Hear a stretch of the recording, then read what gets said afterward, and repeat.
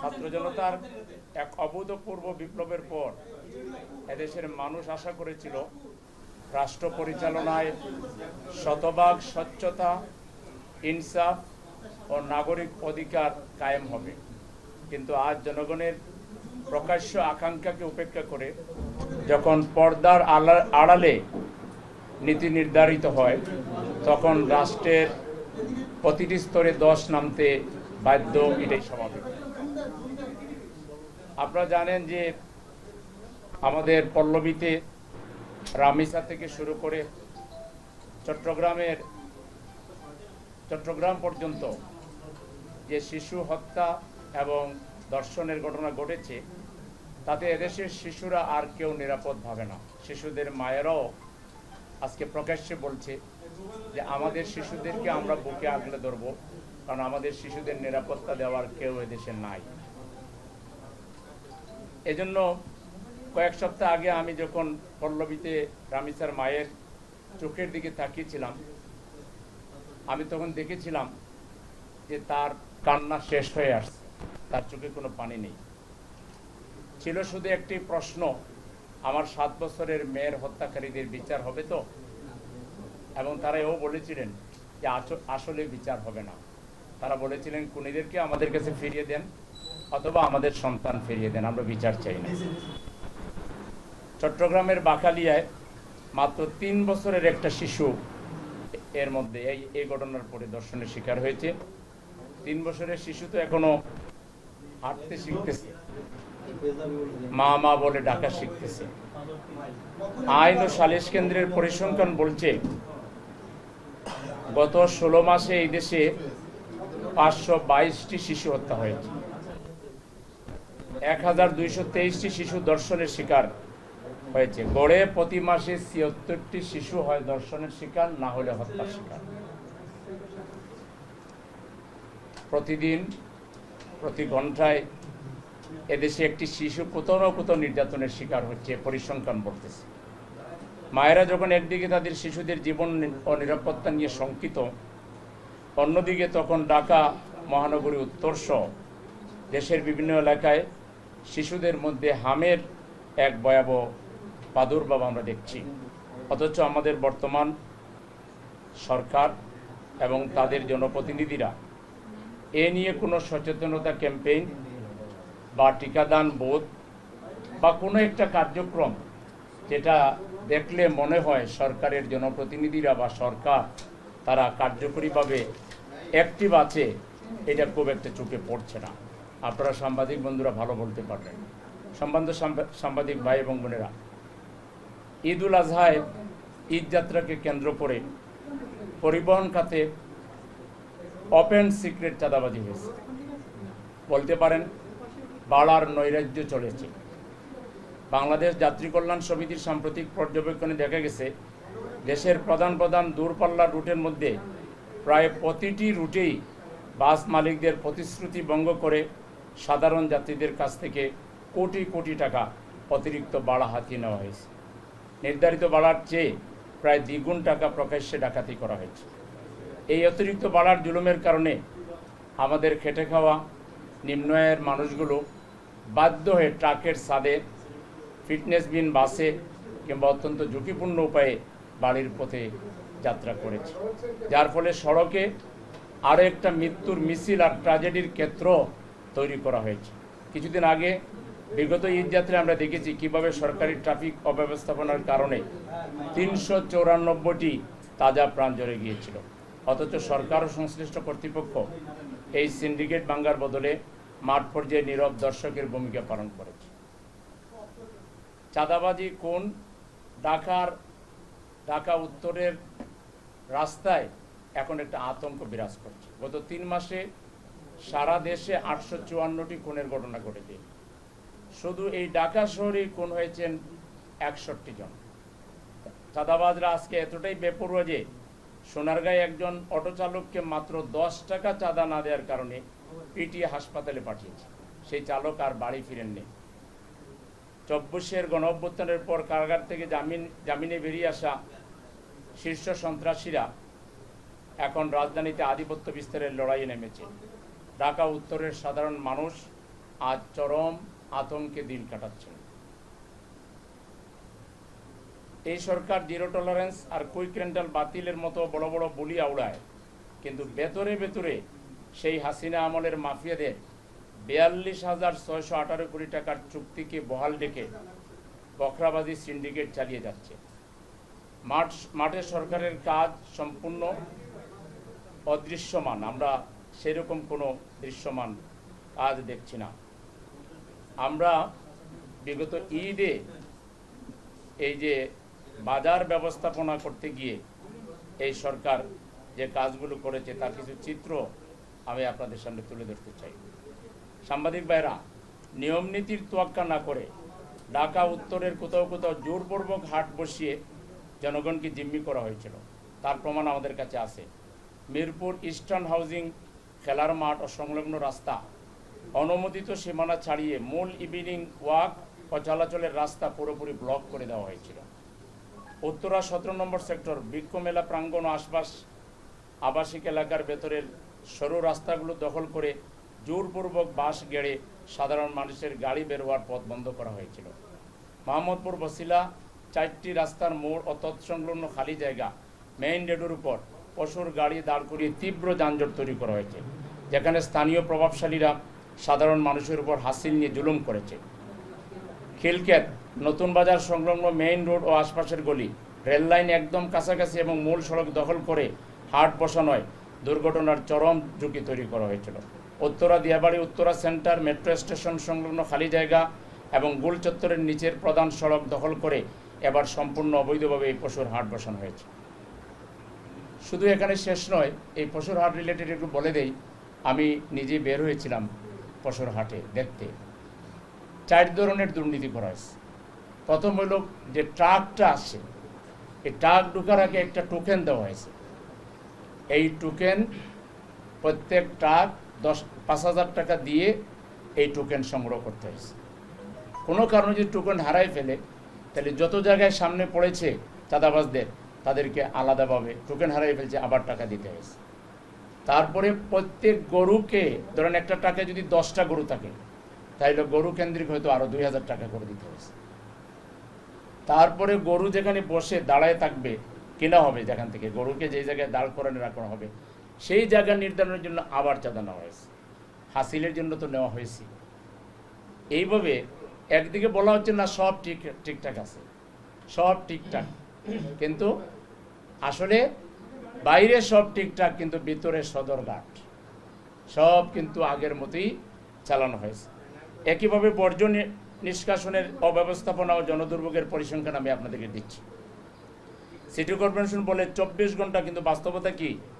গত বছরের অফিসিয়াল ও মাঠ পর্যায়ের ডাটা এবং জনদুর্ভোগের চিত্র আপনাদের সামনে আমি এখন বলছি। বর্জ্যের বিশাল পরিমাণ। ঢাকা উত্তর সিটি কর্পোরেশন ডিএনসিসি কোরবানি পরবর্তী 3 দিনে প্রায় 10 থেকে 12,000 টন পশুর বর্জ্য উৎপাদিত হয় এখানে। এর মধ্যে বড় একটা অংশ সঠিক সময়ে না সরানোয় গলির মোড়ে স্তূপ হয়ে থাকে। 24 ঘন্টার মিলিত বাস্তব ভোগান্তি। পরিসংখ্যানে দেখা গেছে মূল সড়কগুলো দ্রুত পরিষ্কার হলো ঢাকা উত্তরের অভ্যন্তরীণ গলি এবং সেকেন্ডারি ট্রান্সফার সেন্টারগুলোর আশপাশের প্রায় 40 এলাকায় 3 থেকে 4 দিন পর্যন্ত, আজকে পর্যন্ত দুর্গন্ধ মামলা ও ময়লা পানি জমে আছে। তীব্র স্বাস্থ্য ঝুঁকি, মশা ও ডেঙ্গু। ঈদের এই সময়ে বর্জ্যের রক্ত পানি জমে থাকার কারণে এডিস ও কিউলেক্স মশার বংশবৃদ্ধি 1 সপ্তাহের মধ্যে প্রায় 25 থেকে 30% পর্যন্ত বৃদ্ধি পাওয়ার আশঙ্কা আছে। ফলে কোরবানি শেষ হতে না হতেই ঢাকা উত্তরের পরিবারগুলোতে ডেঙ্গু ডায়রিয়ার প্রকোপ মহামারী আকার ধারণ করার স্বাস্থ্য বিজ্ঞানীরা কিংবা সচেতন মানুষেরা আশঙ্কা করছেন, যেভাবে বর্জ্য পড়ে আছে। বৃষ্টি ও ড্রেনেজের জ্যাম। মে জুনের এই মৌসুমে সামান্য বৃষ্টি হলেই পশুর চামড়ার উচ্ছিষ্ট খড় ও গোবর ড্রেনের ভেতরে ঢুকে পড়ে। ফলে মিরপুর, শেওড়াপাড়া এবং কাফরুলের মতো এলাকাগুলোতে ড্রেনেজ সিস্টেম সম্পূর্ণ ব্লক হয়ে দীর্ঘস্থায়ী জলাবদ্ধতা, নোংরা পানির নরক তৈরি হয়।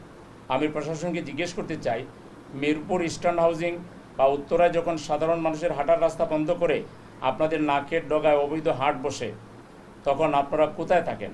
ডিএনসিসি 10,000 টন বর্জ্য যখন 3 দিন ধরে পচে গলে ডেঙ্গুর মহামারী তৈরি করে, তখন জনগণের ট্যাক্সের টাকায় কেনা ব্লিচিং পাউডারগুলো কোন গুদামে লুকিয়ে রাখা হয়েছে জাতি সেটা জানতে চায়। আপনারা দেখেছেন গতকালকে আমাদের মাননীয় প্রধানমন্ত্রী তিনি বর্জ্য ব্যবস্থাপনা দেখতে ঢাকার রাজপথে তিনি বেরিয়েছিলেন। আমরা তাকে ধন্যবাদ জানাই যে প্রধানমন্ত্রী হয়েও তিনি সিটির জনগণের সুখ দুঃখ বোঝার জন্য নেমেছিলেন। তিনি 2 সিটির প্রধান নির্বাহীকে এবং আরও কয়েকজনকে অপসারণের নির্দেশ দিয়েছেন। আমাদের কথা হচ্ছে এই 2 সিটির প্রধান নির্বাহী এবং আরও কয়েকজনকে অপসারণ করলে কি সমস্যার সমাধান হবে? এখানে যে রাজনৈতিক ব্যর্থ প্রশাসক বসিয়েছেন, আপনার তো উচিত তাদেরকে আগে সরানো এবং অনতিবিলম্বে এই ব্যর্থ রাজনৈতিক প্রশাসকদেরকে সরিয়ে দিয়ে আপনারা সিটি কর্পোরেশনের নির্বাচনের তারিখ ঘোষণা করুন। নির্বাচনের তারিখ ঘোষণা করতে গড়িমসি করলে জনগণ সেবা থেকে যেভাবে বঞ্চিত হচ্ছে এবং পুরো সিটি যেভাবে নিরাপত্তাহীনতায় আছে, পুরো সিটিতে যেভাবে স্বাস্থ্য ঝুঁকির মধ্যে মানুষ আছে, মানুষ যে কোনো সময় রাস্তায় তাদের অধিকার আদায় করার জন্য, তাদের দাবি আদায় করার জন্য তারা রাস্তায় নামতে বাধ্য হবে। আমরা মাননীয় প্রধানমন্ত্রীকে অনুরোধ করব, আপনাকে ধন্যবাদ, কিছুটা হইলে তো আপনি অ্যাকশন নিয়েছেন, কিন্তু আসল জায়গায় নেন নাই। আপনি আসল জায়গায় কুয়াতে যদি ময়লা পড়ে তাইলে আপনি কয়েক বালতি পানি এখান থেকে বের করে নিলেই কিন্তু ময়লা পরিষ্কার হবে না। কুয়া থেকে মূল ময়লাটাকে আগে সরাইতে হবে। আপনি যাদেরকে প্রশাসক হিসেবে নিয়োগ দিয়েছেন তাদেরকে সরান এবং দ্রুত নির্বাচনের তারিখ ঘোষণা করেন, তাইলেই শুধু এই সমস্যার সমাধান হতে পারে। আদার দেন আপনি যেটা করেছেন কিছুটা হয়তো ওরা এখন ভয় পাবে, কিন্তু বাস্তবে কাজের কাজ কিছুই হবে না। আমি সুস্পষ্টভাবে সরকারের কাছে কয়েকটা দাবি পেশ করছি। রামিসা হত্যা মামলা এবং চট্টগ্রামের 3 বছরের শিশু ধর্ষণ মামলায় আগামী কয়েকদিনের মধ্যেই আমরা চাই, নট মোর দেন 30 ডেজ, 30 দিনের মধ্যে চার্জশিট দিয়ে দ্রুত বিচার ট্রাইব্যুনালে বিচার সম্পন্ন করতে হবে। এই সময়ের ভিতরে এটা করা সম্ভব যদি সরকার আন্তরিক হয়। ঢাকা উত্তর সহ সারা দেশে চাঁদাবাজি, শিশু সন্ত্রাসী এবং ঈদ যাত্রায় বাস ভাড়া সিন্ডিকেট দমনে অবিলম্বে বিশেষ যৌথ টাস্কফোর্স গঠন করে এর রহস্যটা উদ্ঘাটন করতে হবে, কারা এটার সাথে জড়িত ছিল এবং তাদের ব্যাপারে প্রয়োজনীয় ব্যবস্থা নিতে হবে। ঈদ যাত্রায় চরম ব্যর্থতার দায় নিয়ে সংশ্লিষ্টদের জবাবদিহিতা নিশ্চিত করতে হবে এবং ফিটনেসবিহীন গাড়ি রাস্তায় নামানো সম্পূর্ণ বন্ধ করতে হবে। দেশ জুড়ে ছড়িয়ে পড়া বিশেষ করে ঢাকা সিটিতে হামের প্রাদুর্ভাব নিয়ন্ত্রণে প্রতিটি ওয়ার্ডে জরুরি ক্র্যাশ প্রোগ্রাম এবং ফ্রি টিকাদান বোর্ড চালু করতে হবে। এই ব্যাপারে আমি খুব জোর দিচ্ছি যে অবিলম্বে সরকারকে এই হামের প্রাদুর্ভাব নিয়ন্ত্রণে জরুরি ক্র্যাশ প্রোগ্রাম নিতে হবে এবং ফ্রি টিকাদান বুথ চালু করতে হবে জায়গায় জায়গায়, যাতে টিকা পাওয়া, টিকা নেওয়াটা সহজ হয়। প্রতিটি ওয়ার্ডে সিসিটিভি নেটওয়ার্ক স্থাপন এবং রাতের বেলা পুলিশ ও স্থানীয় যৌথ টহল বাধ্যতামূলক করতে হবে। যেভাবে চাঁদাবাজি, টেন্ডারবাজি, সন্ত্রাস বেড়েছে, যদি যৌথভাবে এই ব্যবস্থাপনা না হয় তাহলে নগরবাসী যে উদ্বেগের মধ্যে আছে সেই উদ্বেগ থেকে যাবে। সর্বোপরি আমি রাষ্ট্রের দায়িত্বে যারা আছেন তাদেরকে আল্লাহর কাছে জবাবদিহির অনুভূতি নিয়ে কাজ করার জন্য আহ্বান জানাবো। আমরা যারা রাজনীতি করি, বিশেষ করে আমি জামাত ইসলামীর পক্ষ থেকে বলতে পারি, আমরা যারা রাজনীতি করি, আমরা রাজনীতি শুধু রাজনীতি করার জন্য করি না, আমরা রাজনীতি করি মূলত জনগণের কল্যাণকে নিশ্চিত করার জন্য। সেই জনকল্যাণের জায়গা থেকেই আজকের কথাগুলো বলা। আমিও এখানে এসেছি একজন বাবা হিসাবে, একজন নাগরিক হিসেবে। যে দেশে 3 বছরের শিশু নিরাপদ নয়, যে দেশের সড়ক মানেই মৃত্যুর ফাঁদ, সে দেশের সরকার যাই করুক, আলটিমেটলি এখন পর্যন্ত আমরা তাদের শাসনকে সফল শাসন বলতে পারি না। এটা একটা ব্যর্থ শাসন। আমরা বাংলাদেশ জামাত ইসলামী বা জামাত ইসলামী ঢাকা সিটি নর্থ আমরা হাত গুটিয়ে বসে থাকবো এমনটি নয়। আমাদের স্বেচ্ছাসেবকরা ইতিমধ্যে আপনারা দেখেছেন, আমার নেতৃত্বে আমি সবগুলো ওয়ার্ডে একটা স্বেচ্ছাসেবক টিম গঠন করেছি এবং ঈদের দিন, ঈদের পরের দিন আমরা এই পর্যন্ত প্রতিদিন কোনো না কোনো জায়গায় যারা পরিচ্ছন্নতা কর্মী তাদেরকে সাহস জুগিয়েছি এবং আমরা নিজেরা ঝাড়ু হাতে নিয়ে যতটুকু আমাদের সম্ভব, আমাদের হাতে তো পর্যাপ্ত উপকরণ নেই, আমরা বেসরকারিভাবে মূল উদ্দেশ্য হলো সরকারকে সজাগ রাখা, সচেতন রাখা, তার দায়িত্বের ব্যাপারে তাকে সহযোগিতা করা। আমরা সেটা আমাদের পক্ষ থেকে চেষ্টা করেছি। আপনারা দেখেছেন আমাদের মিডিয়াগুলোতে, আমাদের নিউজও এসেছে যে আমরা কীভাবে ঈদের দিন, ঈদের পরের দিন এবং আজকের দিন পর্যন্ত আমরা তৎপর ছিলাম। আপনারা জেনে খুশি হবেন যে আমরা এই ঈদে প্রত্যেকটা ওয়ার্ডে গড়ে 10টা করে পশু কোরবানি করে আমরা আমাদের গরিব মানুষের পাশে কোরবানির গোশত নিয়ে পাশে দাঁড়িয়ে, এটা আমার পক্ষ থেকে, সিটি জামাতের পক্ষ থেকে আমরা করেছি। আপনারা আরও শুনে খুশি হবেন যে জুলাইয়ের বেনিফিশিয়ারি আমরা সবাই, বিশেষ করে বর্তমান সরকার।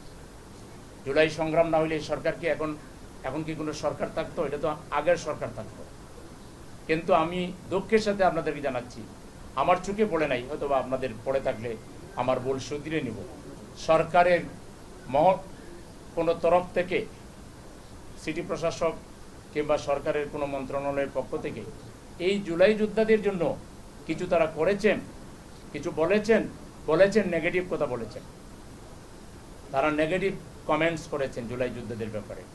পজিটিভলি জুলাই যোদ্ধাদের জন্য তারা কিছু করেন নাই। আমরা জামাত ইসলামীর পক্ষ থেকে এটা জানাতে বাধ্য হচ্ছি, যেখানে সরকার করে নাই, এখানে আমরা যা করছি এটা জনগণের জানা দরকার। আমরা প্রথমে নগদ 10,000 করে প্রত্যেক শহীদ পরিবারকে দিয়েছি, সাথে সাথে 17,000 টাকা দিয়ে একটা করে খাসি কোরবানি আমরা প্রত্যেকটা পরিবারকে দিয়েছি। আমাদের উদ্দেশ্য হলো জুলাই সংগ্রামীদের সাথে একাত্মতা প্রকাশ করা, সবাই মিলে ঈদের আনন্দ ভাগাভাগি করা। আমরা সেটা চেষ্টা করেছি। আমরা সরকারকে বলবো এখনো যে আপনারা জুলাইকে, যখন জুলাই আনা হয় তখন ওনারা আরও পিছনের ইতিহাসে চলে যান। ভাই, পিছনের কোনো ইতিহাসই ফেলে দেওয়ার মতো না। 47 থেকে শুরু করে বা তারও আগে ব্রিটিশ বেনিয়াদের বিরুদ্ধে আন্দোলন করা থেকে শুরু করে 1757 সালে পলাশীর আম্রকাননে আমাদের পরাজয়ের পর, এরপর থেকে যত আন্দোলন হয়েছে, কোনটাকে আপনারা স্বীকার করবেন? তারপরে 47, 52, 69, 70, এটাকে কেউ অস্বীকার করে? যারা এই বাদরামিটা করে জুলাই আসলেই চলে যায় আরো পিছনে। জুলাই তো যখন হয়েছে, এটা হলো 24-এ হয়েছে, তার আগের ঘটনাগুলো তো কেউ অস্বীকার করে না। প্রত্যেকটা তাৎপর্য আছে, প্রত্যেকটার সাথে ইতিহাস জড়িত আছে, রক্ত জড়িত আছে, এবং প্রত্যেকটাকেই আমরা স্বীকার করি, আমরা সম্মান জানাই। কিন্তু একটার সাথে আরেকটাকে তুলনা করে বিভ্রান্তি তৈরি যারা করে, তারা আসলে জুলাইকে মনে প্রাণে ধারণ করে না। তারা জুলাইয়ের বিরোধী। জুলাই তাদের গলার কাটা। তারা না এটাকে হজম করতে পারতেছে, না এটাকে ফেলে দিতে পারতেছে। 5 কোটি মানুষ রায় দিল জুলাই সনদ বাস্তবায়নের পক্ষে, সেটা বাস্তবায়ন না করে জুলাই রেখেছে, আর জুলাইকে নিয়ে কোণে কোণে বিভিন্ন তির্যক মন্তব্য করে জাতিকে আঘাত দিচ্ছে। আর এই ঈদের সময় একটা মানুষও আমি গতকালকে উত্তরা এলাকায় যারা জুলাই যোদ্ধা ছিল তাদেরকে নিয়ে বসেছি, দুপুর থেকে, জুমার পর থেকে লম্বা সময় একসাথে খাওয়া দাওয়া করেছি, গল্প করেছি, তাদেরকে সান্ত্বনা দেওয়ার চেষ্টা করেছি। তার আগে দিন শহীদ রাফিজের বাসায় আমি গিয়েছিলাম বনানীতে। তার মা ছবি হাতে নিয়ে শুধু বারবার মুসরা যাচ্ছিলেন। আজকে আমাদের ক্ষমতাসীনরা তারা এগুলো বুঝতে ব্যর্থ হচ্ছেন। কি বড় ত্যাগের বিনিময়ে